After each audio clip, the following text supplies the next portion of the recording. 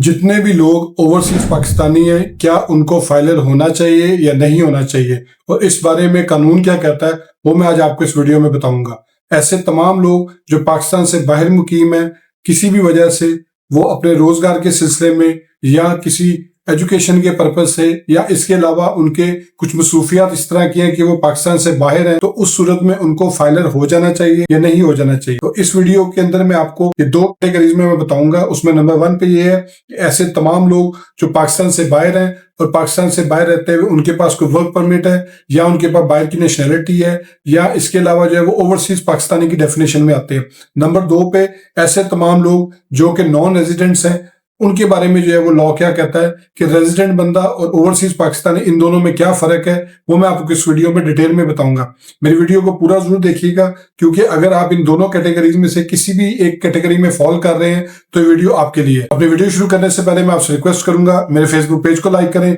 YouTube channel को subscribe करें, ताकि लीगल टॉपिक्स पे इस तरह एडवाइस मैं आपसे शेयर करता रहूं। अब आइए अपने असल टॉपिक की तरफ कि आया अगर एक शख्स पाकिस्तान से बाहर रहता है, उसके पास बाहर का वर्क परमिट है, वो बाहर जॉब करता है या वो मेहनत मजदूरी के लिए या किसी भी और पर्पस के लिए गया हुआ है जिसके अंदर उसकी जो डेफिनेशन है वो वर्क परमिट के अंदर आती है, और उस वर्क परमिट की वजह से उसका जो इश्यूएंस कार्ड है, जो उसका आईडी कार्ड नंबर है, उसको नाइकॉप इशू किया जाता है, जो कि स्पेसिफिकली उन लोगों के लिए जो पाकिस्तान से बाहर जो है वो किसी काम के सिलसिले में होते हैं, और इस सिलसिले में अगर उनकी फैमिली भी उनके साथ जाती है तो उनको भी जो है वो नाइकॉप इशू कर दिया जाता है। लेकिन इसमें डिफरेंट सर्कमस्टांसिस हैं, ईच एंड एवरी केस जो है वो उसको अपने मेरिट्स में देखा जाता है, फिर उसके बाद डिसाइड किया जाता है कि इसको नाइकॉप इशू करना है या नहीं करना। क्योंकि जब नाइकॉप इशू होता है उसके ऊपर जो है वो कंट्री ऑफ स्टे जो है वो दूसरा लिखा जाता है, पाकिस्तान नहीं लिखा जाता। अब इसमें ऐसे तमाम लोग जो कि वर्क परमिट की वजह से बाहर हैं, उनका जो वर्क परमिट है, उनकी जो जॉब रिक्वायरमेंट है,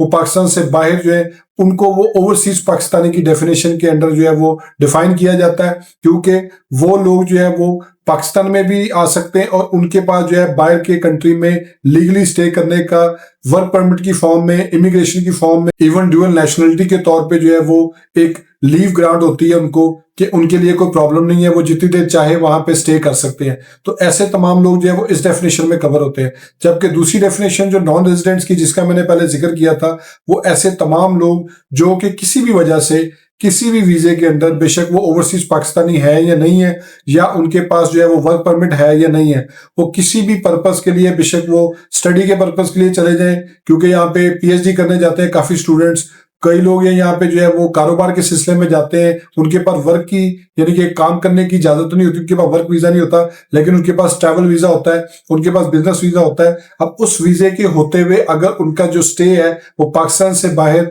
183 डेज से ज्यादा हो जाता है एक साल के अंदर, और इस एक साल को जो हमने कंसिडर करना है वो उस पर्टिकुलर ईयर में जुलाई 1 से लेके जून 30 नेक्स्ट ईयर तक कंसिडर करना है। यानी कि अगर हम 2024 की बात करें कि टैक्स रिटर्न्स का चूंकि ये लास्ट डेट जो है वो 31 अक्टूबर है और एफबीआर ने कैटेगोरिकली कहा है कि इस डेट को जो है वो एक्सटेंड नहीं किया जाएगा, तो इस सिचुएशन में 1 जुलाई 2023 से लेके 30 जून 2024 तक ऐसे तमाम पाकिस्तानी जो कि किसी भी वीजे के अंदर, इवन वर्क वीजा भी है, वो नॉन रेजिडेंट पाकिस्तानी कहलाएंगे अगर उनका जो है वो 183 डेज से ज्यादा पाकिस्तान से बाहर स्टे जो है वो होता है, तो वो नॉन रेजिडेंट पाकिस्तान के तौर पे जो है वो कंसीडर किए जाएंगे। एज पर लॉ हम अगर देखें तो 114 के तहत जो है वो इसमें किसी भी सूरत में कोई नॉन रेजिडेंट पाकिस्तानी जो है उसका टैक्स रिटर्न फाइल करना जरूरी नहीं है। लेकिन अब इसमें सवाल ये पैदा होता है कि अब अगर वो टैक्स रिटर्न फाइल नहीं करेगा तो क्या उसको एयरपोर्ट पे रोक लिया जाएगा?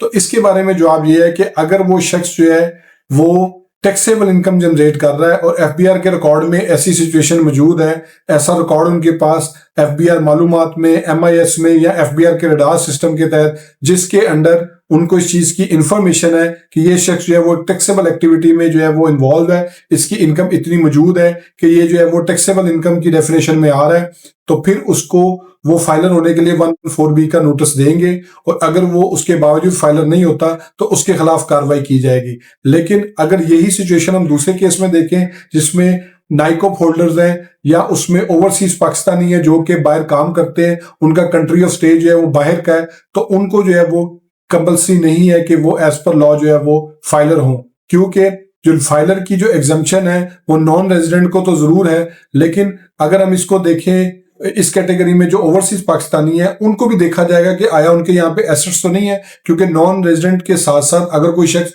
ओवरसीज पाकिस्तानी भी है, वो बाहर काम करता है, वो पाकिस्तान पैसे भेज रहा है, वो दुबई में है, वो अमेरिका में है, वो कनाडा में, ऑस्ट्रेलिया में, किसी भी जगह पे, मिडिल ईस्ट में, वो अरब स्टेट्स में, कहीं भी जगह पे, सऊदी अरेबिया में काम कर रहा है, और उसके बाद वो सर्टन अमाउंट जो है वो पाकिस्तान में अपने रिलेटिव्स को भेजता है, अपने भाई को भेजता है, अपनी वालदा को भेजता है, वो फॉरेन रेमिटेंस की डेफिनेशन में आता है, तो उसके ऊपर कोई टैक्स है या नहीं है वो मैंने वैसे एक अलग से वीडियो बनाई हुई है कि अगर आप पाकिस्तान से बाहर हैं और आप पैसे भेजते हैं तो उस पर टैक्स लगता है या नहीं लगता, वो वीडियो भी आप जरूर देखिएगा। फिर इसके साथ वो जो मैं आपको बता रहा था कि जो पाकिस्तान पैसे भेजे जाते हैं, अगर वो पैसे जो है उससे कोई इन्वेस्टमेंट की जाती है, उसके नाम पे कोई प्रॉपर्टी परचेज की जाती है, या उसके नाम पे कोई सेविंग अकाउंट यहाँ मौजूद है जिससे उसका जो है वो प्रॉफिट जनरेट हो रहा है और उस प्रॉफिट के ऊपर टैक्स काटा जा रहा है, या उसने जो है वो गाड़ी जो है वो 1000 सीसी से ऊपर बुक की है, तो ये वो रिक्वायरमेंट्स हैं जो कि हर शख्स को फाइलर होने के लिए जरूरी है कि अगर आप इस कैटेगरी में फॉल कर रहे हैं तो आपको फाइलर होना जरूरी है, तो फिर वो नॉर्मल पाकिस्तानी के तौर पर ट्रीट किए जाएंगे। अब उसकी मैंने एक डिटेल वीडियो बताई है कि किन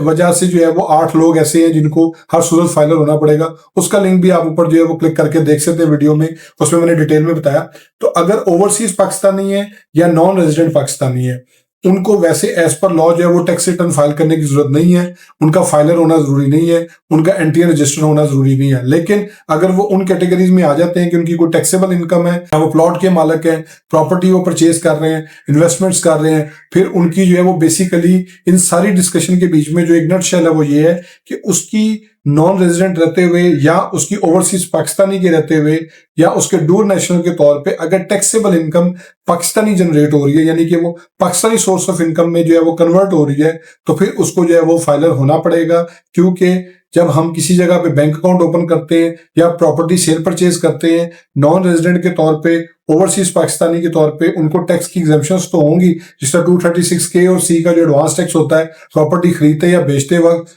उसकी सूरत में उनको जो है वो सर्टन एग्जम्पशन इस तरह है कि वो उनका फाइनल टैक्स है, इसमें उन्होंने मजीद कोई टैक्स पे नहीं करना, इवन गेन टैक्स भी जो है उसने नहीं पे करना। लेकिन अगर वो शख्स जो है वो टैक्सेबल इनकम जनरेट कर रहा है तो फिर उसको जो है वो फाइलर होना पड़ेगा, क्योंकि उसकी जो टैक्स डिडक्शन है वो अगर अप्लाई कर रही हैं, मिसाल तौर पर जैसा मैंने बैंक प्रॉफिट की एग्जांपल दी है कि उसके बैंक में पैसे पड़े हुए हैं, वो बाहर से पैसे भेज रहा है अपने भाई को, भाई जो है वो उसके यहाँ पे किसी लोकल अकाउंट में जो है वो पैसे जमा करवा रहा है, या वो अपने अकाउंट से ही अपने पाकिस्तानी अकाउंट में बाहर से इधर रेमिटेंस की फॉर्म में भेज रहा है और उसके ऊपर उसका प्रॉफिट जनरेट हो रहा है, या उसके नाम पे कोई गाड़ी बुक की जाती है, प्लॉट खरीदा जाता है, मकान खरीदा जाता है, दुकान खरीदी जाती है और उसके बाद उसको रेंट आउट भी कर दिया जाता है, और उस रेंट की जो अमाउंट है वो 3 लाख रुपए सालाना से डिडक्शंस के बाद ऊपर एक्सीड कर जाती है, तो फिर उसको ये जरूर कहा जाएगा कि ऑल्दो वो नॉन रेजिडेंट पाकिस्तानी है, वो ओवरसीज पाकिस्तानी है, लेकिन उसकी जो इनकम है वो पाकिस्तानी टैक्सेबल इनकम है और उसके ऊपर उसको टैक्स देना पड़ेगा। होप्स आपको ये वीडियो पसंद आई होगी।